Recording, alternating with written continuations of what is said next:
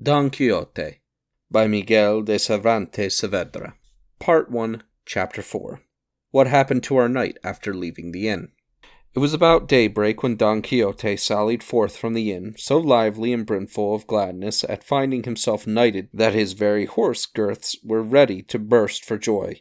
But calling to mind the advice of his host concerning the necessary accoutrement for his travels, especially the money and clean shirts, he resolved to return home to provide himself with them and with a squire.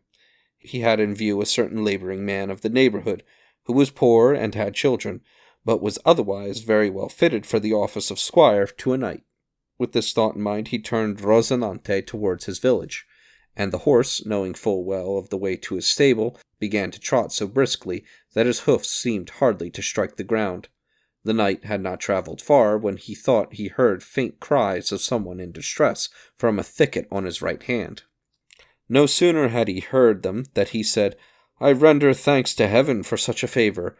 Already I have an opportunity of performing the duties of my profession and of reaping the harvest of my good ambition. Those cries must surely come from some distressed man or woman who needs my protection." Then turning his reins, he guided Rozinante towards the place whence he thought the cries came. A short distance within the wood, he saw a mare tied to a hommock, and to another a youth of about 15 years of age, naked from the waist upwards. It was he who was crying out, and not without reason, for a lusty countryman was flogging him with a leather strap, and every blow he accompanied with a word of warning and advice, saying, "Keep your mouth shut and your eyes skinned." The boy answered, "I'll never do it again, master. By God's passion, I promise in future to be more careful of your flock." When Don Quixote saw what was happening, he said in an angry voice, "Discourteous knight, it is a caitiff's deed to attack one who cannot defend himself. Get up on your horse and take your lance." For the farmer, too, had a lance leaning against the oak tree to which the mare was tied. "I will show you that you have been acting a coward's part." The countryman, at the sight of the strange apparition in armour, brandishing a lance over him, gave himself up for lost, and so replied submissively, "Sir Knight, this youth I am chastising is a servant of mine, whom I employ to look after a flock of sheep in the neighbourhood. But he is so careless that every day he loses one, and when I punish him for his negligence or rascality, he says I do it because I am a skinflint and will not pay him his wages. Upon my life and soul, he lies." "Have you the impudence to lie in my presence, vile serf?" said Don Quixote. "By the sun that shines on us, I will pierce you through and through with this lance of mine. Pay him instantly, and none of your denials. If not, by Almighty God, who rules us all, I will annihilate you this very moment. Untie him at once." The countryman hung down his head, and without a word untied his servant. Don Quixote then asked the boy how much his master owed him. He replied 9 months' wages, at 7 reals a month. Don Quixote, having calculated the sum, found that it came to 63 reals, so he told the farmer to pay the money unless he wished to die. The fellow, who was shaking with fear, then answered that on the word of one in a tight corner, and also upon his oath, yet he had sworn nothing, he did not owe so much, for they must deduct 3 pairs of shoes which he had given the boy, and a real for 2 bloodlettings which he had when he was sick. "That is all very well," answered Don Quixote, "but let the shoes and this bloodletting stand for the blows which you have given him for no fault of his own. If he wore out the leather of the shoes you gave him, you wore out his skin, and if the barber drew blood from him when he was sick, you drew blood from him when he was in good health. So in this matter he owes you nothing." "The trouble is, Sir Knight," said the countryman, "that I have no money on me. If Andrew comes home with me, I'll pay him ready money down." "I go home with him?" said the boy. "Not on your life, sir. I would not think of doing such a thing. The moment he gets me alone, he'll flay me like a St. Bartholomew." "He will not do so," answered Don Quixote. "I have only to command, and he will respect me and do my behest, so I shall let him go free and guarantee payment to you, provided he swears by the order of knighthood which he has received." "Take heed, sir, of what you are saying," said the boy. "My master is no knight. He has not received any order of knighthood. He is Juan Aldudo, the wealthy, a native of Quantanar." "That matters little," answered Don Quixote. "There may be many Aldudos who are knights, especially as every man is the son of his own works." "That's true," said Andrew. "But what kind of works is my master the son of? Isn't he denying me the wages of my sweat and toil?" "I'm not denying them, brother Andrew," answered the countryman. "Do please come with me, and I swear by all the orders of knighthood there are in the world to pay you, as I said before, every real down, and even perfumed into the bargain."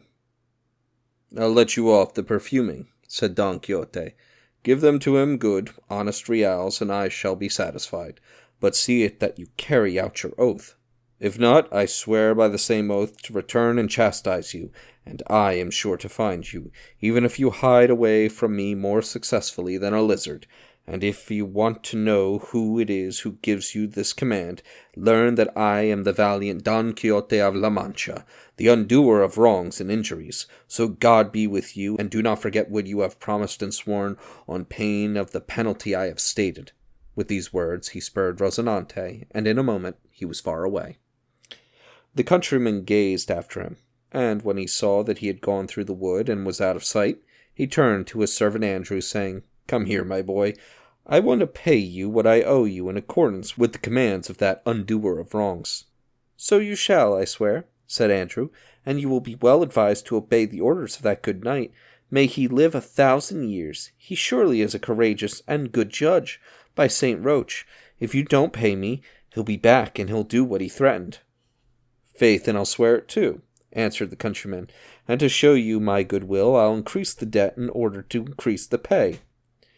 Catching the boy by the arm, he tied him again to the oak, and gave him such a drubbing he left him for dead. "Now, Master Andrew," said he, "call out to that undoer of wrongs, and you'll find that he won't undo this one.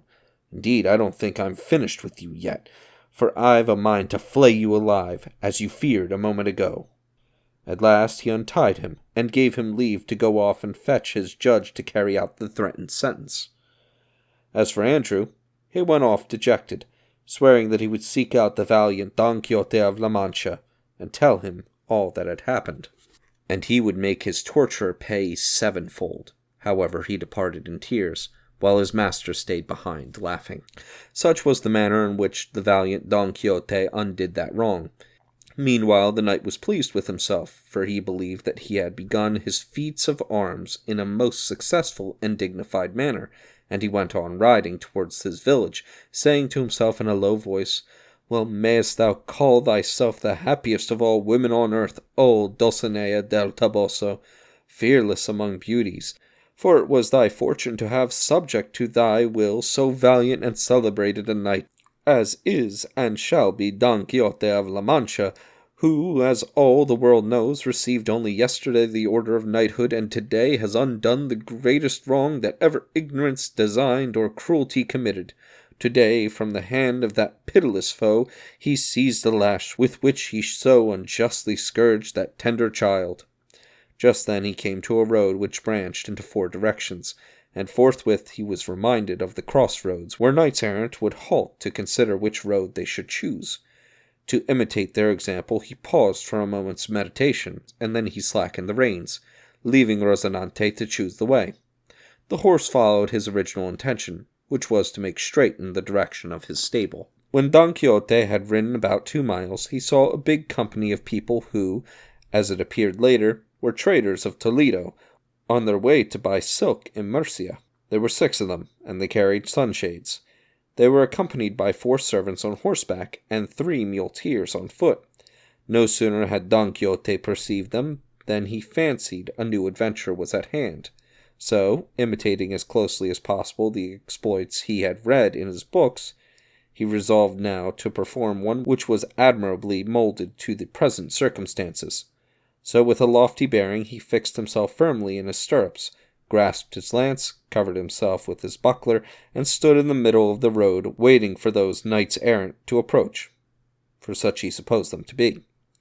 As soon as they came within earshot, Don Quixote, raising his voice, cried out in an arrogant tone, "Let all the world stand still, if all the world does not confess that there is not in all the world a fairer damsel than the Empress of La Mancha, the fearless Dulcinea del Toboso." At the sound of those words, the traders pulled up and gazed in amazement at the grotesque being who uttered them. Both the tone and the appearance of the horseman gave clear proof of his insanity, but they wished to consider in more leisurely fashion what was the meaning of this confession which he insisted upon. So one of them, who was a trifle waggish in humour and had plenty of wit, addressed him as follows: "Sir Knight, we do not know this lady you speak of. Show her to us, and if she is as beautiful as you say, we shall willingly and universally acknowledge the truth of your claim." "If I were to show her to you," answered Don Quixote, "what merit would there be in acknowledging a truth so manifest to all? The important point is that you should believe, confess, affirm, swear, and defend it without setting eyes on her. If ye do not, I challenge ye to try battle with me, ye presumptuous and overweening band. Come on now, one by one, as the traditions of chivalry declare, or else altogether according to the foul usage of your breed. Here I stand waiting for you, trusting in the justice of my cause." "Sir Knight," answered the traitor, "I beseech you in the name of all the princes here present not to force us to burden our consciences by confessing something we have never seen or heard, especially when it is so prejudicial to the empresses and queens of Alcaria and Extremadura. Please show us some picture of that lady, even if it is no bigger than a grain of wheat, for the thread will enable us to judge the skein, and we shall be satisfied, and you yourself happy and content. I believe that we already are so much on your side, that even if your lady's picture shows that one eye squint and the other drips vermilion and sulphur, yet in spite of all, to gratify you, we shall say all that you please in her favour." "Drip indeed, you infamous scoundrels!" cried Don Quixote in a towering rage. "Nothing of the kind drips from her eyes, but only ambergris and civet and cotton wool. She is not squint-eyed nor hunchbacked, but straighter than a Guadrama spindle. But you shall pay the penalty for the great blasphemy you have uttered against so peerless a beauty as my lady." With those words he attacked the man who had spoken to him, so fiercely with couched lance that if good fortune had not caused Rozinante to stumble and fall midway, the merchant would have paid dearly for his rashness. Rozinante fell, and his master rolled a good distance over the ground. Although he tried to rise, he could not, for he was so impeded by the lance, the buckler, the spurs, the helmet, and the weight of the ancient armor. However, as he was struggling to arise and could not, he kept on crying, "Flee not, cowardly rabble! Wait, slavish herd! It is not through my fault, but the fault of my horse, that I am stretched here."